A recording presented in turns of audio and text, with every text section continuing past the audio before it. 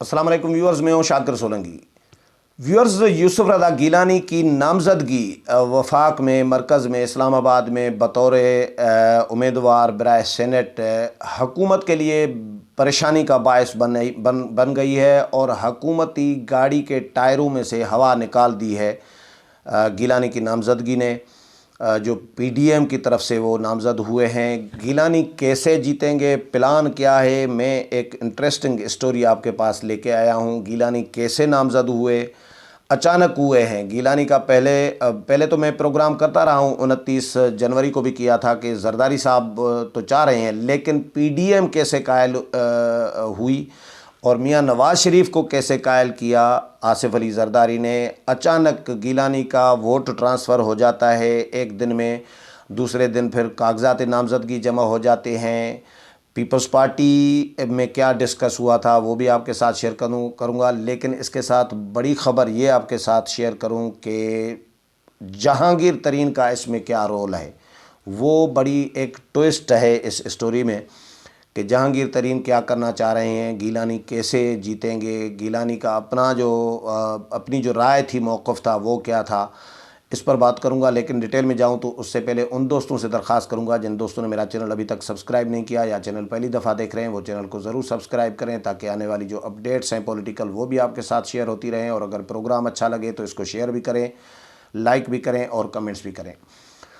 तो व्यूअर्स, पहले बताऊं कि यूसुफ रज़ा गिलानी का जो नामज़द करने का इरादा था आसिफ अली ज़रदारी का, वो तो था, लेकिन वो था सिंध से मुंतखब कराने का या पंजाब से नून लीग की मदद से। लेकिन गिलानी का जब पीपल्स पार्टी में डिस्कस हुआ तो गिलानी और बाकी पीपल्स पार्टी के जो रहनुमा जो मौजूद थे, उन्होंने डिस्कस किया कि अगर गिलानी को हम इस्लामाबाद से करें तो उसका फ़ायदा और साइड इफ़ेक्ट भी देखे गए।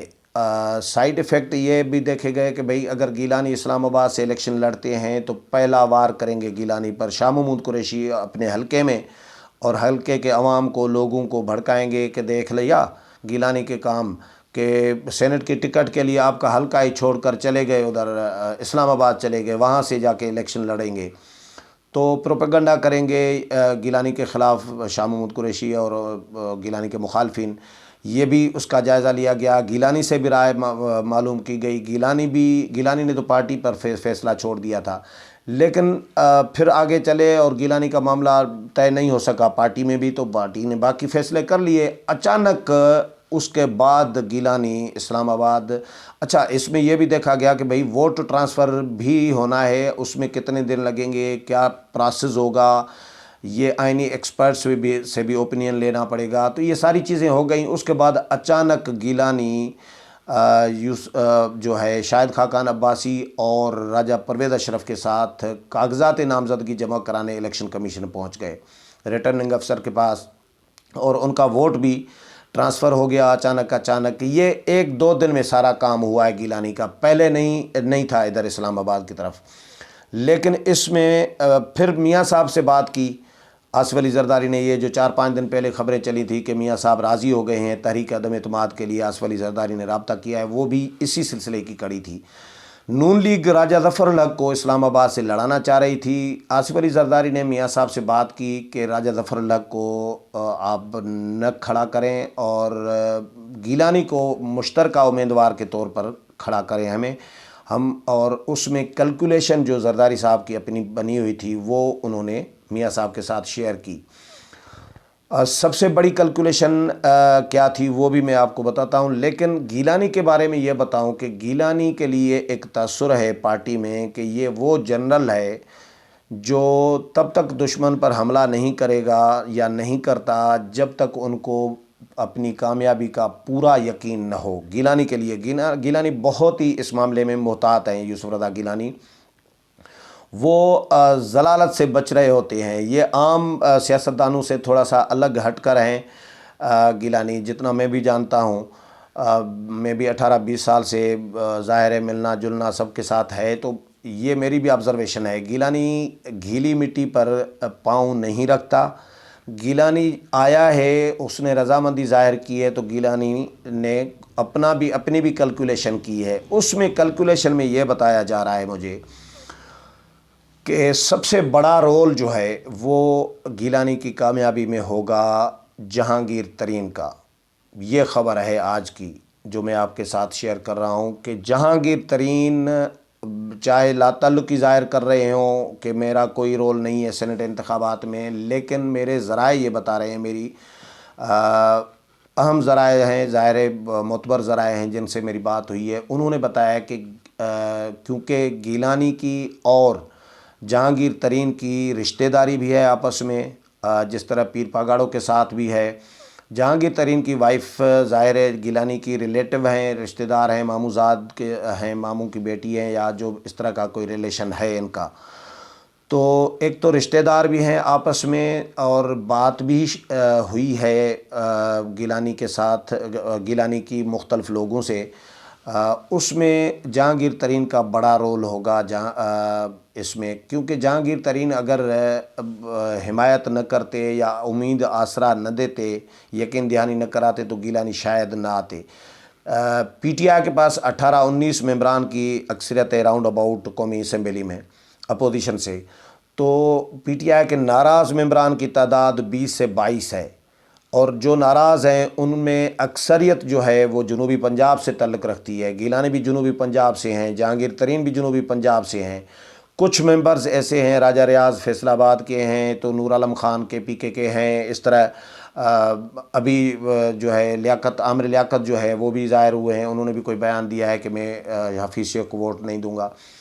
تو باقی جو اکثریت ممبران کی ہے، جو ناراض ممبران کی ہے، ان کا تعلق بھی جنوبی پنجاب سے بتایا جا رہا ہے، تو اس میں رول پلے کر رہے ہیں یا کریں گے محترم جہانگیر ترین گیلانی کو جتوانے کے لیے۔ اور گیلانی کے لیے ایک تاثر تو یہ بھی ہے کہ جو مقتدر حلقے ہیں، مقتدر قوتیں ہیں، گیلانی کے بارے میں وہ بھی سافٹ کارنر رکھتی ہیں، وہ بھی چاہتی ہیں کہ گیلانی اگر آ جاتے ہیں اور گیلانی پھر آگے چل کر سینٹ چیئرمین بن جاتے ہیں تو اس سے زیادہ بہتر موضوع جو مناسب امیدوار ہوگا یا چیئرمین سینٹ ہوگا تو وہ کوئی نہیں ہوگا۔ باقی لوگ بہت سارے ایسے ہیں جو بیانیے میں یا اپنے رویے میں سخت ہوتے ہیں، لیکن گیلانی ذرا ظاہر ہے سافٹ کارنر رکھتے ہیں ہر کسی کے حوالے سے۔ گیلانی نے جب کاغذات نامزدگی جمع کرانے آئے تھے تو اس وقت بھی آپ نے ان کی میڈیا ٹاک سنی ہوگی، تو اس میں انہوں نے کہا تھا کہ میرا سینٹ انتخابات پیسوں پہ نہیں جیتے جاتے یا پیسوں کے اس پہ بلبوتے پر نہیں لڑے جاتے، بلکہ اپنے تعلقات کی بنیاد پر لڑے جاتے ہیں۔ اب تعلقات کی بنیاد آپ سمجھ رہے ہیں جو جملہ گیلانی نے کہا تھا خود بھی، یعنی ادھر بھی تعلقات مقتدر قوتوں کی طرف بھی یا ادھر بھی جہانگیر ترین بھی، جو بھی بہرحال جہانگیر ترین کی میں آپ کو مجھے جو میرے سورسز ہیں وہ بتا رہے ہیں جہانگیر ترین کا بہت بڑا رول ہے اس میں، گیلانی کی نامزدگی اور گیلانی کو جتوانے کے لیے جو یقین دہانی کرائی گئی ہے۔ اب گیلانی کی اگر جہانگیر ترین واقعی یہ سچ ہے، جہانگیر ترین اگر گیلانی کی حمایت کر رہے ہیں، سپورٹ کر رہے ہیں، ان کو جتوانے کے لیے کچھ کر رہے ہیں کردار ادا، بیک ڈور جو ہوتا ہے، یعنی بیک ڈور میوزک جو ہوتی ہے یا بیک میں جو چل رہا ہوتا ہے میوزک، اب گیلانی اگر کردار ادا کر رہے ہیں، یہ ترین اگر کردار ادا کر رہے ہیں تو حکومت کے جو تیور نظر آ رہے ہیں، جو حکومت کی پریشانی نظر آ رہی ہے گیلانی کی نامزدگی کے بعد، تو اس کی بنیادی وجہ اور بڑی وجہ بھی یہ ہو سکتی ہے۔ راجہ ظفر اللہ کے حوالے سے میاں صاحب کو جب زرداری صاحب نے بات کی اور ان کو کیلکولیشن بتا دی، ان کو بتایا کہ ہم اس طرح الیکشن جیتیں گے، تو راجہ ظفر اللہ پہلے کہا جا رہا تھا کہ ایک تو میڈیا میں راجہ ظفر اللہ نے یہ خبریں چلوائیں کہ کوئی درخواست نہیں دی، لیکن راجہ ظفر اللہ نے میرے سورسز بتا رہے ہیں کہ وہ خواہش مند تھے اور انہوں نے نیشنل بینک کے مینیجر کو فون بھی کیا تھا کہ میرا اکاؤنٹ نمبر کھولیں۔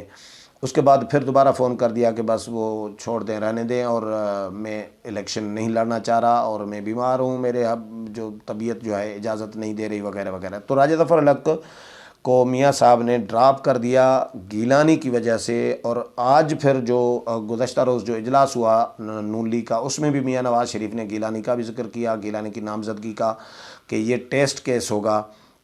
اب میاں صاحب راضی تحریک عدم اعتماد پر اسی لیے ہوئے کہ اگر واقعی گیلانی جیت جاتے ہیں تو ظاہر وزیر اعظم اکثریت کھو چکے، اور وزیر اعظم اکثریت کھو چکے، تو اس کا مطلب ہے کہ وہ تحریک عدم اعتماد بھی کامیاب ہو جائے گی۔ خبریں جو چلی تھی کہ میاں صاحب راضی ہو گئے تحریک عدم اعتماد پر، وہ بھی اسی بنیاد پر چلی تھی۔